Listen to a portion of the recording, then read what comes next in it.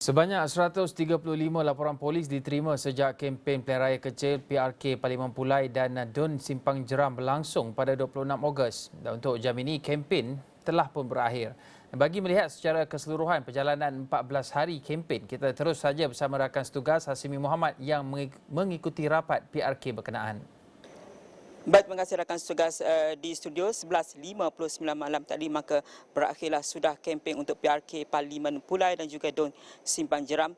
Maka secara rasmi tiada lagi usaha untuk meraih undi bagi calon-calon yang bertanding untuk PRK di kedua-dua kerusi, dan sudah tentu aspirasi dan juga manifesto telah pun ditawarkan oleh calon-calon, dan ketika ini kita masih menantikan mandat yang akan diberikan oleh lebih 200,000 pengundi di kedua-dua kerusi. Dan untuk kita melihat juga bagaimana perjalanan kempen 14 hari bersama dengan Esra Wani ketika ini, sudah tentu anggota polis Diraja Malaysia antara yang memainkan peranan yang cukup besar memastikan kelancaran. Dan untuk bercakap mengenai perkara itu, ketika ini adalah Ketua Polis Johor, Datuk Kamaruzzaman Mamat bersama dengan Esra Wani. Terima kasih Datuk kerana meluangkan masa. Okey, Assalamualaikum. Terima kasih sama-sama. Datuk, pertamanya sebenarnya kita tekankan 11.59 malam maka tamatlah kempen. Mungkin Datuk boleh katakan sesuatu, tiada lagi kempen untuk mana-mana calon dan juga jentera selepas detik itu. Okey, alhamdulillah, setelah tamat tempoh berkempen, semua pasukan pemantau pihak polis telah memberitahu bahawa semua kempen telah pun ditamatkan, dan kita amaran daripada pihak polis bahawa menjadi satu kesalahan jika berkempen di luar tempoh berkempen. Dan saya telah mengarahkan pada pemantau supaya membuat pemerhatian untuk memastikan bahawa tidak ada lagi kempen yang berjalan selepas tamat tempoh. Maka amaran telah pun diberikan oleh pihak polis. Jadi kita melihat juga kepada sepanjang tempoh 14 hari berkempen, Datuk.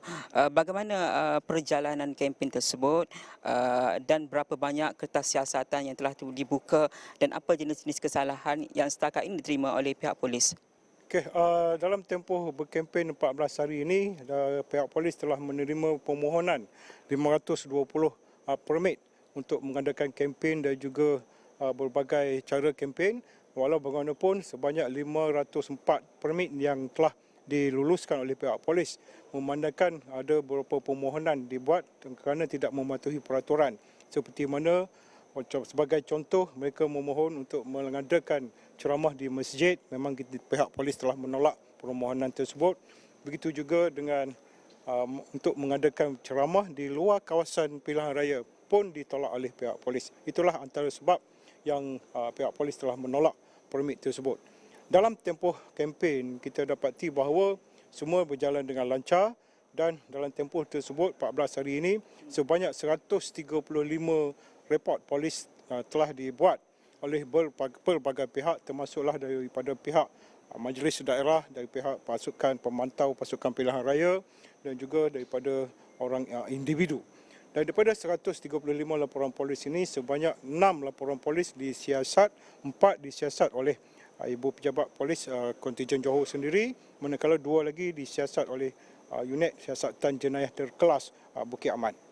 Datuk, dalam memastikan demokrasi pengundi terlibat esok, bagaimana gerak kerja dilakukan oleh pihak polis Johor dan juga PDRM itu sendiri, termasuk juga jentera-jentera atau anggota ditempatkan di BSI itu? Mungkin Datuk boleh ceritakan secara ringkas mengenai perkara itu. Pihak polis akan memastikan bahawa semua pengundi-pengundi tidak terhalang untuk menjalankan undi. Untuk sampai ke tempat mengundi, pihak polis telah mengatur gerak strategi dari segi di jalan-jalan supaya tidak ada kesesakan. Kalau ada kesesakan, dikawal oleh pihak polis sama ada anggota trafik dan juga anggota tugas am.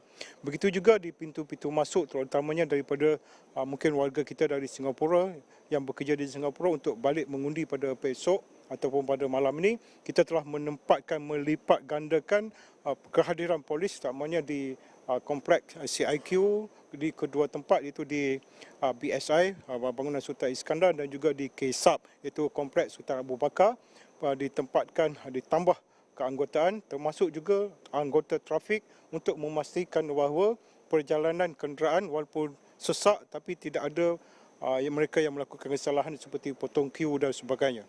Datuk, yang terakhir kita lihat jentera di belakang kita itu sudah pun bersiap sedia. Mungkin dari hari pertama lagi kempen dan diteruskan untuk hari pengundian esok. Mungkin boleh cerita juga untuk esok.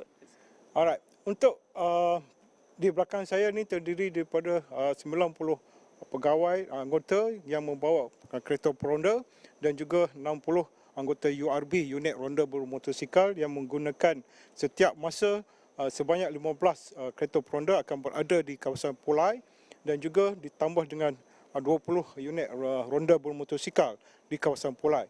Ini tujuannya adalah untuk pihak polis mendominasikan tempat supaya tidak ada berlaku kesalahan-kesalahan seperti merosakkan bendera, membencana terhadap papan iklan dan sebagainya.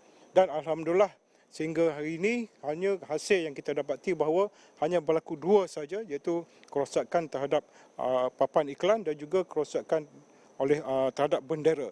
Dan kes lain-lain kes tidak ada berlaku kerana kehadiran pihak polis saya rasa cukup dan mantap untuk memastikan bahawa keselamatan perjalanan proses pilihan raya berjalan dengan lancar.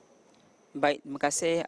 Itu dia Ketua Polis Johor Datuk Kamarul Zaman Mamat menyimpulkan perjalanan untuk operasi pihak PDRM dan juga operasi sepanjang kempen 14 hari telah melaburkan tirai sebentar tadi. Maka kita harapkan bahawa untuk esok pengundi mematuhi arahan anggota keselamatan dan sudah tentu pujian perlu diberikan kepada pihak PDRM yang telah pun betul-betul lumus memastikan kelancaran dan tiada insiden-insiden yang tidak diingini berlaku sepanjang tempoh kempen PRK Parlimen Pulai dan juga Dun Simpang Jerang. Sekali lagi terima kasih Datuk. Untuk jam ini kita kembali saja kepada rakan tugas. Kita akan bawakan liputan seterusnya di Astro Awani dan astroawan.com.